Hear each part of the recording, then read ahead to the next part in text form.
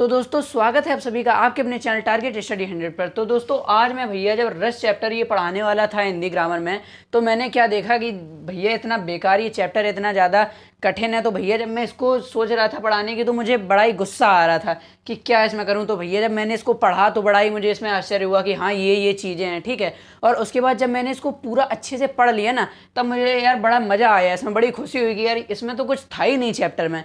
तो ये रस होता क्या है, तो मैंने आपको बताया कि जब मैंने ये चैप्टर देखा कि भैया ये इतना ज़्यादा कठिन चैप्टर है तो बड़ी मुझे गुस्सा आई, ठीक है। जब पढ़ा तो इसमें बड़ा मज़ा आया और लास्ट में क्या हुआ, जब ख़त्म हो गया ये चैप्टर ख़त्म हो गया तो लगा यार ये तो बड़ा ही सरल है, बड़ी खुशी हुई। तो ये गुस्सा आया, बीच में आश्चर्य हुआ ये, और ये बाद में क्या है, बाद में मुझे हंसी आई कि यार ये तो इतना सरल चैप्टर था। तो ये गुस्सा, हंसी और ये बीच में ये जो विस्मय, ये क्या था भैया, ये जो हमारा मतलब मुझे आश्चर्य हो रहा था कि इसमें ऐसी ऐसी चीज़ें हैं। तो ये सब चीज़ें क्या हैं, यही हमारा रस होती हैं। क्या है भैया, यही सब हमारे क्या होते हैं, रस होते हैं। तो देखो एक नॉर्मल लैंग्वेज में आप समझो रस क्या है कि हमारे भीतर, हमारे शरीर के भीतर जो भी छुपे हुए भाव होते हैं जो बस सोए हुए रहते हैं किसी घटना को देखने के बाद। जैसे कि आपने देखा कि जैसे कि अचानक से आपका कोई बचपन का दोस्त है, आप उससे कभी नहीं मिले हैं, उसके बाद जब आप बड़े हो गए तो वो अचानक से आपके सामने आ जाता है, तो क्या है, उसको देख के बड़ा ही आपको प्रसन्नता होती है। तो ये जो प्रसन्नता है ये सब आपके भीतर पहले से ही है,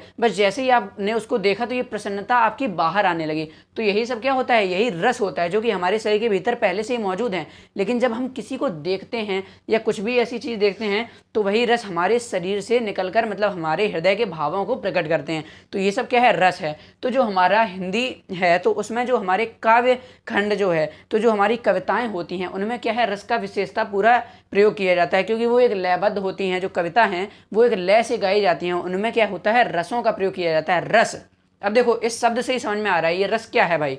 रस क्या है कि रस आप जानते हो, जैसे गन्ने का रस हो गया भैया, आम का रस हो गया, ये सब क्या है, रस क्या होता है, मीठा होता है। इसको क्या होता है भैया, रस को पीते हैं तो हमें क्या है, आनंद आता है, बड़ा ही आनंद आता है। करेले का जूस हो गया, करेले का रस हो गया, उसको पी के तो भैया आनंद नहीं आता है। तो जो रस है, जैसे आम का रस हो गया, गन्ने का रस, इसको भैया जब हम पीते हैं तो हमें बड़ा ही आनंद आता है। तो रस क्या है, काव्य में जिससे आनंद की प्राप्ति हो, काव्य में मतलब ऐसी कुछ चीज लिखी हो जिससे हमें आनंद की प्राप्ति हो। आनंद की जगह क्या हो सकता है, शोक भी हो सकता है, क्रोध भी हो सकता है, उत्साह भी हो सकता है और विस्मय भी हो सकता है, ठीक है। रति यानी कि प्रेम, रति क्या है भैया, प्रेम, यानी कि ये सब चीज़ें हैं, ये हमें हो सकती हैं। तो काव्य में जिससे आनंद की प्राप्ति हो, अचानक से हम चौंक जाएं, अचानक से हमें आनंद मिल जाए, दुख मिल जाए, तो ये सब जो ये पूरा प्रोग्राम है ना, ये क्या होता है, इसी को हम रस कहते हैं। तो कविता में ये बहुत ही यूज़ किया जाता है। और एक मेन क्वेश्चन बनता है कि काव्य साहित्य की आत्मा किसको कहते हैं, तो रस को कहते हैं। तो इतनी देर से मैं यहाँ पर चिल्ला रहा हूँ तो आपको इतना तो समझ में भाई आ ही गया होगा कि ये जो रस होता है ये क्या होता है, रस है क्या आखिर में, ठीक है। अब ये आपको समझ में आ गया। अब देखना भाई, इस वीडियो में हम क्या करेंगे, ये रस के पूरे भाव समझेंगे अच्छे से। अगर इस वीडियो में पूरे हो जाएंगे तो बहुत ही अच्छी बात है, वरना अगर इसमें मान लीजिए 4-5 हो पाए तो एक सेकेंड पार्ट भी इस वीडियो का आ सकता है जिसमें आपके आगे के करवा देंगे। अगर इस वीडियो में पूरा हो गया तब तो ठीक है, वरना अगर आगे जो वीडियो आएगा उसमें आपका पूरा करवा दिया जाएगा सेकेंड पार्ट में, ठीक है।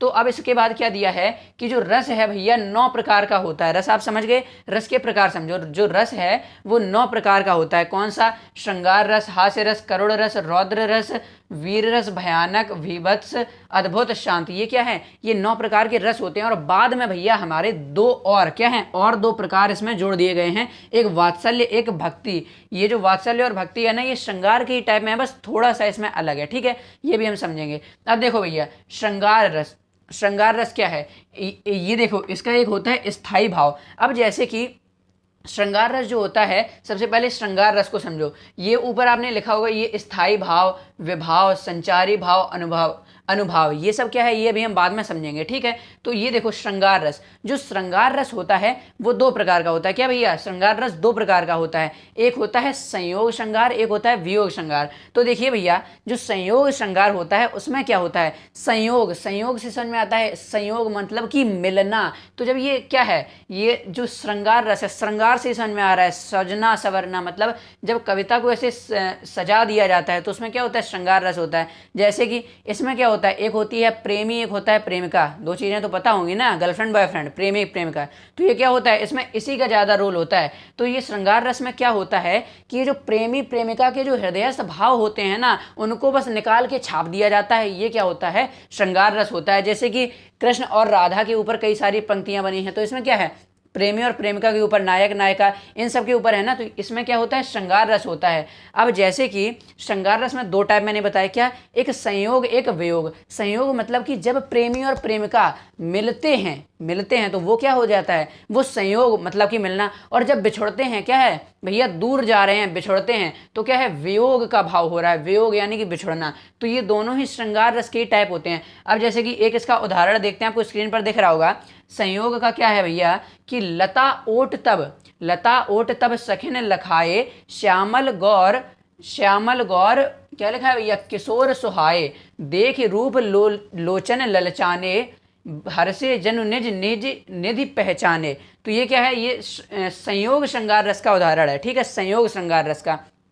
तो इसमें क्या है, लता ओट तब सखिन लखाए, श्यामल गौर किशोर सुहाए। तो ये जो राम जी की जब शादी थी, तो ये इसकी पंक्ति है, शादी थी भैया, खुशी का माहौल था, मिलन था, तो ये क्या है, इसमें संयोग श्रृंगार रस है। ऐसे ही जो वियोग श्रृंगार रस होता है, श्रृंगार रस के दो टाइप, क्या, एक संयोग एक वियोग, दो टाइप का होता है ये। अब जो वियोग है उसमें क्या है कि जब भैया सीता माता खो जाती हैं, मतलब रावण जब उनको ले जाता है, तो राम जी क्या कहते हैं, हे खग मृग हे मधुकर श्रेणी, तुम देखी सीता मृग नैनी। तो इसमें क्या है कि वो पूछते हैं कि भैया खग मृग, ये जो जंगल के पशु पक्षी हैं, पेड़ पौधे हैं, इनसे पूछ रहे हैं कि क्या तुमने सीता को देखा है, तो कितना दुख हो रहा है। और राम और सीता, क्या भैया, राम और सीता, तो इसमें क्या है, श्रृंगार रस है। और कौन सा, वियोग, क्योंकि यहाँ दुख हो रहा है, वो दुख से पूछ रहे हैं कि वो खो गई हैं कि खग मृग मधुकर श्रेणी, क्या तुमने सीता को देखा है। तो ये आपका हो गया श्रृंगार रस, ठीक है। अब आते हैं भैया हास्य रस।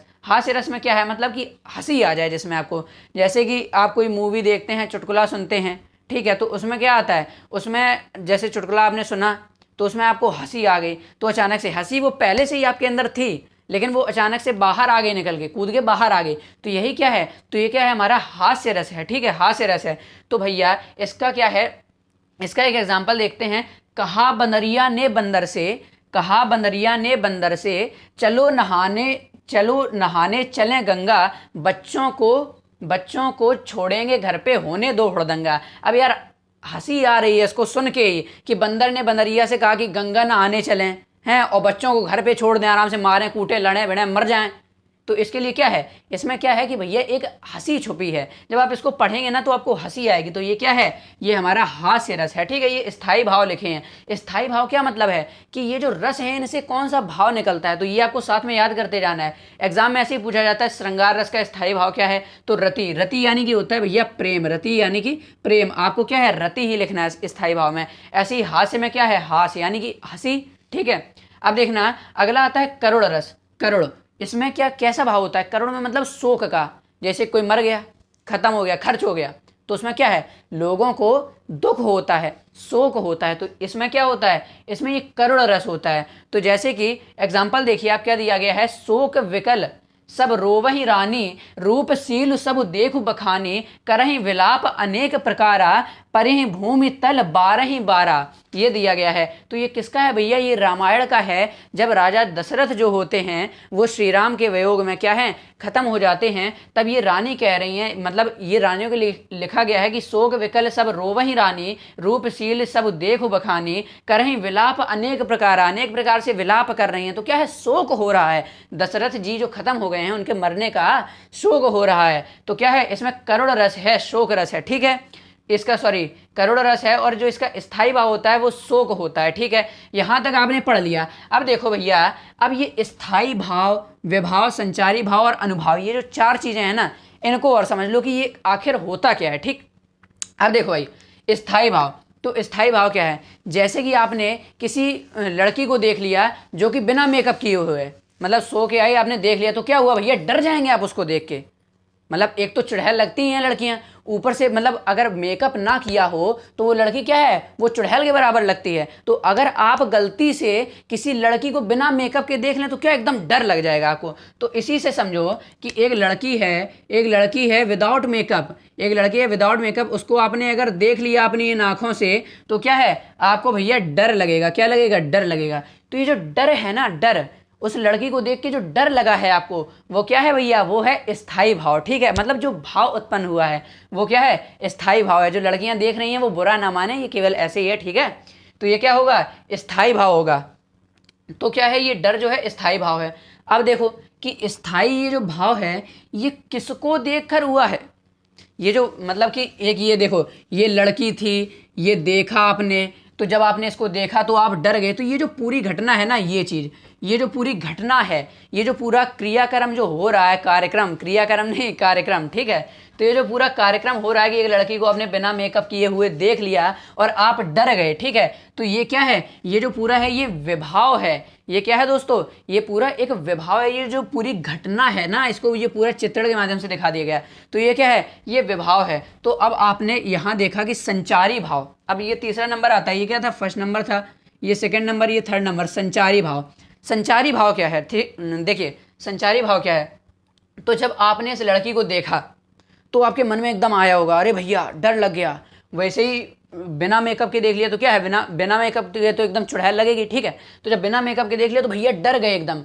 क्या हुआ, डर गए। तो जब डर गए तो आपने सोचा, मतलब आपके मन में प्रश्न उठे कि ये भैया बिना मेकअप के, ये लड़की बिना मेकअप के इतनी भयानक कैसे लगती है, इतनी डरावनी कैसे लगती है। ये सब मन में आपके प्रश्न आने लगे। आप सोचने लगे कि यहाँ से भागना चाहिए कि नहीं भागना चाहिए, खड़े रहना चाहिए, है ना।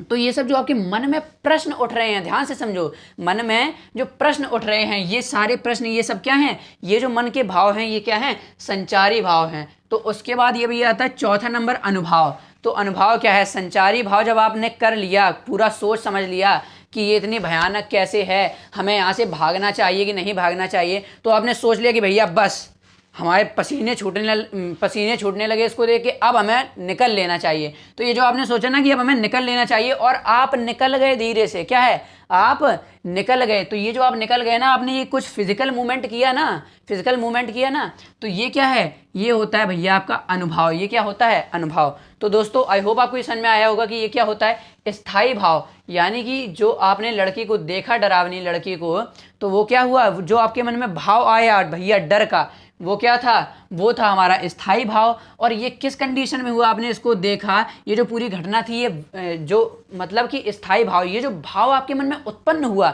ये किस कारण से हुआ है, इस कारण से हुआ है। तो ये क्या है, ये आपका विभाव है। तो जब इस कारण से हुआ तो आपने सोचा कि हमें क्या करना चाहिए, खड़े रहना चाहिए, खड़े रह के बस ताकते रहें, देखते रहें, ये करना चाहिए कि तुरंत निकल लो।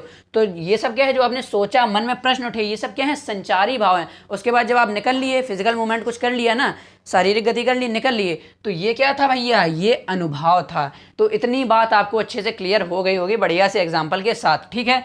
अब हमारा भैया ये चारों चीज़ें क्लियर हैं। करोड़ रस तक हो गया था हमारा, ठीक है। करोड़ रस यही, शोक रस तक, ये इसका स्थायी भाव क्या होता है, शोक होता है, यहाँ तक हो गया था। मतलब करोड़ से क्या भाव निकलता है, तो शोक का भाव निकलता है। अब भैया रौद्र, रौद्र रस में क्या है, क्रोध आता है। कोई किसी ने बात बोल दी तो भैया क्रोध आ जाएगा आपको, ठीक है। किसी ने आपको अच्छे खासे खड़े हैं आगे, बस चनकटिया दिया फालतू में, दे तमाचा जुट गया, तो क्या क्रोध आएगा, गुस्सा आएगी। तो यही जो भाव है ना, ये क्या है, ये रौद्र कहलाता है। ये जो रस है ये रौद्र कहलाता है। इसका एग्जाम्पल देख सकते हैं आप, श्री कृष्ण के सुन वचन, अर्जुन क्रोध से जलने लगे, सब शोक अपना भूल कर करतल युगल मलने लगे। तो भैया क्या है, यहाँ गुस्सा आ रही है। जो अर्जुन है भैया, जो श्री कृष्ण थे, उन्होंने अर्जुन को लेक्चर दे दिए, कुछ ताना मार दिया कि तुम्हें ये करना चाहिए, वो करना चाहिए, ठीक है। तो ये क्या है कि जो अर्जुन थे वो एकदम बस जोश आ गया क्रोध से एकदम, कि हाँ बस जितना भी अपना शोक था, जितने लोग उनके मरे थे, महाभारत में कई सारे लोग मरे थे, तो ये सब भूल कर भैया तुरंत फिर लड़ने लगे। क्रोध आ गया, इस क्रोध ने क्या हुआ, उन्हें लड़ने के लिए तत्पर किया। तो ये क्या था भैया, इस पंक्ति में आपका रौद्र रस था। यानी कि रौद्र रस, यानी कि इसमें स्थायी भाव कौन सा होगा, क्रोध स्थायी भाव होगा।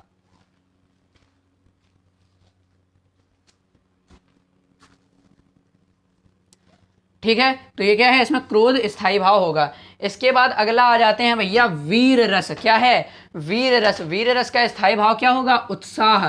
वीर रस का स्थायी भाव। अब यार वीर रस ये क्या है, कदम। अब इसका एग्जाम्पल देखो, एग्जाम्पल देखोगे ना अपने आप समझ में आएगा, सब कुछ एग्जाम्पल से समझ में आता है कि कदम कदम पर राष्ट्रभक्ति का लगता यहाँ झमेला, कदम कदम पर राष्ट्रभक्ति का लगता यहाँ झमेला, और राष्ट्र प्रेम के खातिर रण में लड़ता वीर अकेला, और राष्ट्र प्रेम के खातिर रण में लड़ता वीर अकेला। ये हर्षकांत तिवारी की एक कविता से ये 2 पंक्तियां चुराई गई हैं। ये क्या है, हर्षकांत तिवारी की कविता से 2 पंक्तियां चुराई गई हैं। इसमें क्या है, वीर रस झलक रहा है कि एक देश के लिए यहां पर दिया गया है कि कदम कदम पर राष्ट्रभक्ति का लगता है यहां झमेला। यहां पर कदम कदम पर इस देश में राष्ट्रभक्ति का झमेला लगता है, मेला लगता है, और राष्ट्र प्रेम के खातिर रण में लड़ता वीर अकेला। क्या है, एकदम उत्साह आ रहा है, जोश आ रहा है। क्या है, उत्साह है, मतलब कि जोश आ रहा है, इसको वीरता आ रही है पढ़ने से ही। तो ये क्या होगा, इसमें कौन सा रस होगा भैया, इसमें वीर रस होगा। तो दोस्तों आई होप आपको इतने समझ में आए होंगे, श्रृंगार, हास्य, करुण, रौद्र, वीर, इतने समझ में आए होंगे। अब ये जितने भी बचे हैं ना, अगले वीडियो में मैं आपको पढ़ाऊंगा। इसका पार्ट 2 आएगा, इसी वीडियो के डिस्क्रिप्शन में जब ये पार्ट 2 आएगा तो उसकी मैं लिंक छाप दूंगा, आप लोग वहाँ से भी इसको डायरेक्ट देख सकते हैं, सर्च करके देख सकते हैं। अलंकार, सॉरी ये क्या, रस बाय टारगेट स्टडी 100। ठीक है, तो अब ये दूसरा वीडियो आएगा जिसमें आपके ये वीर रस तक हो गया ना, भयानक रस से आगे करवाएंगे। ठीक है, तो मिलते हैं आपसे नेक्स्ट वीडियो में। अगर आपको ये वीडियो अच्छी लगी है तो भाई वीडियो को एक लाइक कर देना, चैनल पर नए हो तो चैनल को सब्सक्राइब कर लेना, क्योंकि ऐसी वीडियोज़ हम आपके लिए रोज लाते ही रहते हैं। ठीक है, अब मिलता हूँ आपसे नेक्स्ट वीडियो में, तब तक के लिए धन्यवाद, बाय बाय, टेक केयर।